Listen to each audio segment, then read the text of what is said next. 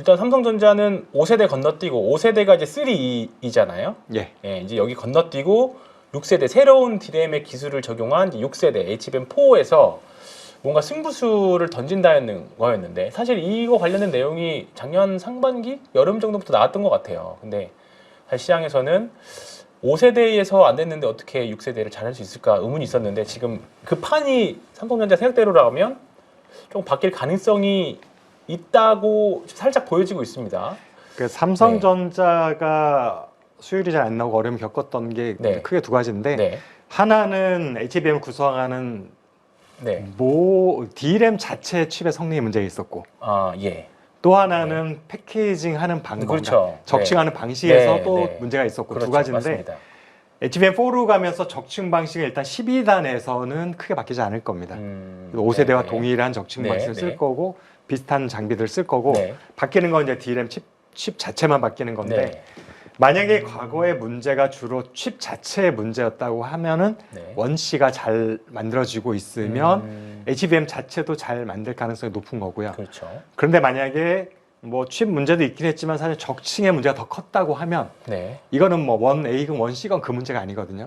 적층 방식이 하이닉스랑 삼성전자 서로 다른 방식을 쓰고 있는 네, 네. 상황에서 그것에 대한 문제를 해결했는지가 지금 관건인데 네. 일단 본인들이 수율에 자신을 갖고 있다는 얘기는 적층에서도 큰 문제는 없다고 일단은 얘기를 우리가 이해를 해야 되는 것 같긴 해요. 네. 네. 그래서 근데 사실 모르겠는 거는 5세대가 처음 등장했을 때 삼성전자 우리는 좀 문제가 있어라고 말하지는 않았거든요. 네. 근데 결과적으로는 고객의 만족을 그걸 못한 부분이 시켰죠. 있어서 네. 네. 결국에는 만드는 사람이 잘 만든다라는 것은 의미는 없습니다. 맞습니다. 그래서 그거는 사실 어느 음. 기업이든지 당연히 내 제품이 좋다라고 네. 말할 수밖에 없어서 네.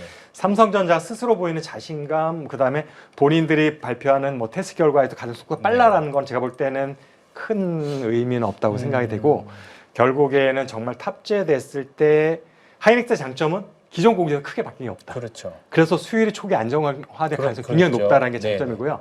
삼성전자는 바뀐 부분이 있다 보니까 정말 수율이 잘 나올 거라는 부분이 사실 퀘스천이고 그렇죠. 네. 수율이 잘 나온다고 하면 사실은 퍼포먼스는 좀 더 높을 가능성이 있어서 그러니까 지금 어떻게 보면은 분명히 앞서 나갈 수 있는 여지는 있지만 네. 검증은 되지 않았다.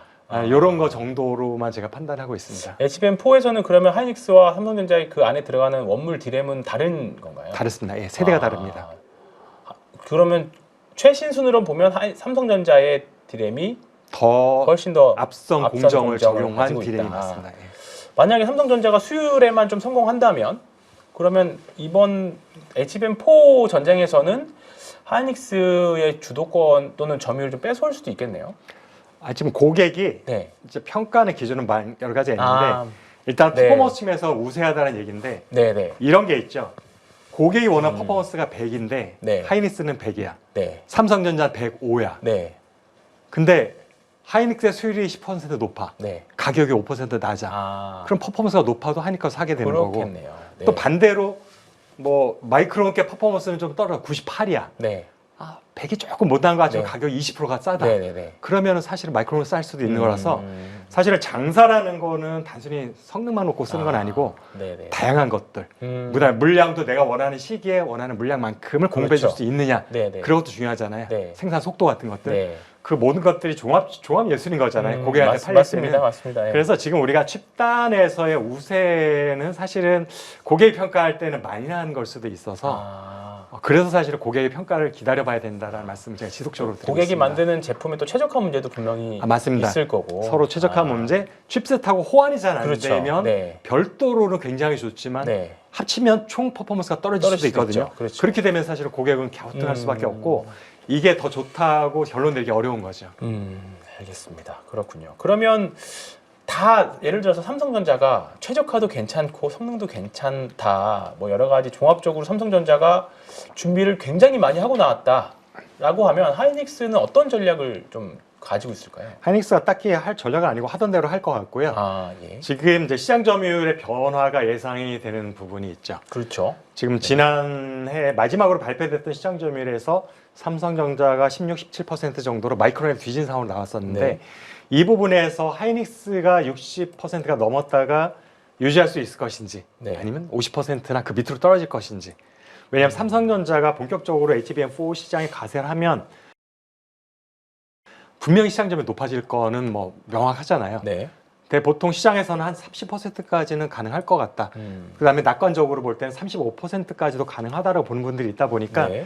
마이크론 걸 가져오느냐, 하이닉스 걸 가져오느냐의 싸움이 되는 거죠. 네. 결국에 파이의 크기는 정해져 있다 보니까 그렇죠. 이런 면에 있어서 시장 점유율에서의 구도 변화가 아마 제가 볼 때는 가장 큰 변화일 것 같고 딱별히 그 하이닉스나 마이크론 입장에서는 뭐 뭔가를 하기보다는 하던 걸 그냥 꾸준히 하는 거 외에는 별다른 반응을 할 수 있는 건 없는 것 같습니다. 일단은 시장의 현재 파이를 좀 유지하면서 시장 상황을 지켜보겠다. 그 다음에는 저런 건 있죠. 네. 엔비디아가 여전히 가장 큰 고객이지만 그렇죠. 다른 고객들이 점차 눈에 띄기 시작하잖아요. 그렇죠. 그랬을 때 그 제2, 제3의 고객들을 누가 먼저 파트너로 확보를 하느냐가 중요한 포인트가 될 것 같습니다. 네네네. 그런 면에 있어서 일단 AMD 쪽은 하이닉스보다는 삼성전자 좀 더 유리한 측에 있고 자 구글칩 같은 경우는 어떻게 될지 모르겠다. 거기에도 삼성전자 앞서갈지 아니면 오히려 또 마이크론이 또 거기는 치고 들어갈지 그렇죠. 이런 부분들이 변수가 있습니다. 어떻게 보면 HBM4 시장은 다 제로 베이스에서 시작하는 거잖아요. 제로 베이스가 정확한 표현입니다. 네, 그렇다 보니까 하이닉스가 무조건 그러니까 잘해왔으니까 더 잘하겠지 뭐 그런 약간 것들은 있을 수 있지만 이제 최적화 문제라던가 고객들의 평가 이런 부분도 다를 수 있다고. 근데 오히려 제가 볼 때 올해 안에 출시될지 안 될지 모르겠지만 네. HBM4의 16단이 등장할 때가 관건인 것 같습니다. 지금 12단에서 12단까지는 적층 방식 큰 변화를 네. 주지 않는 거기 때문에 네. 사실은 기존에 하던 기업들이 여전히 잘할 가능성이 높은데 네. 물론 삼성전자는 점유율을 빠르게 확대할 가능성이 높다라는 거. 16단이 되게 되면 적층 방식 자체가 아마 제가 알기로는 3, 4 모두 하이브리드 방식을 도입하는 네. 걸로 알고 있고 하이브리드 방식을 도입하게 되는 순간 과거와는 아예 다른 스킴이 되는 거라서 네. 여기에서 결국 수율 문제가 또다시 불거지게 그렇죠. 되는 거죠. 수율 문제도 있고 그 다음에 내구성 문제도 생길 것 같아요. 네. 높아지니까 버티지 못하고 그렇죠. 조금 사용하다가 무너져 버리면 큰일이 그렇죠. 되거든요. 네. 근데 그 부분에 대해서는 지금 어느 회사도 검증받은 회사가 없습니다. 16단에서는 네, 네, 네. 자체 개발만 돼 있는 거지. 그래서 그 부분이 만약에 정말 완제품으로 출시를 했을 때 누군가가 큰 페일이 나거나 문제가 생기게 되면은 급속도로 위축될 가능성이 생깁니다. 누가 될지는 알 수 없지만. 그렇군요. 그래서 12단에서는 사실 기술적으로는 큰 변화가 없지만 16단은 아예 큰 변화가 있기 때문에 16단에서 누가 두각을 나타낼 수도 있고 반대로 누군가는 폴링할 수도 있는 그런 상황이 될 텐데 16단 제품이 올해부터 등장을 할지 여부는 현재까지는 좀 지켜봐야 되지 않을까? 연말에 나올 수도 있고 16단은 내년 초로 넘어갈 수도 있는 상황 같습니다. 잠깐 하이브리드 본딩 이야기해 주셨는데 결국은 한미반도체 같은 회사들이 수혜를 잘하던 기업이니까 잘할 수 있는데 16단으로 가면 조금 구도가 장비 쪽에서도 좀 구도가 바뀔 수 있나요? 근데 지난번에 이제 뭐 세미콘 대만, 타이완 네. 이런 데 보면은 우리가 알고 있는 TC본드 만드는 업체들은 다 하이브리드 본딩 제품 개발 완료했다고 다 시장을 보여줬기 때문에 네.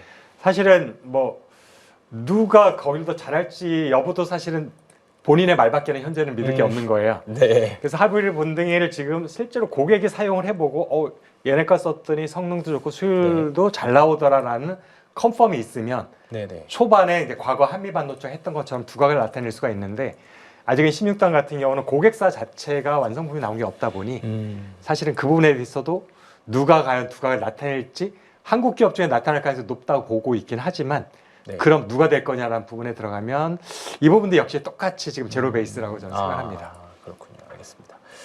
HBM4 저희 낸드부터 시작해서 HBM4까지 와봤는데 결국은 둘 다 HBM4 시장, 낸드는 뭐 사실 영업이익단이나 뭐 플러스 알파 될 수 있지만 엄청난 영업이익단에서는 요약을 해보자면 엄청난 변화를 주기는 좀 어려운 상황. 결국은 HBM 시장에서 누가 또 앞으로의 기술력이라던가 주도권을 가져가느냐에 따라서 삼성전자, 하이닉스 또는 마이크론의 주가가 많이 갈릴 것 같습니다. 이렇게 1부 여기서 정리를 해보고요. 2부에서 뵙도록 하겠습니다.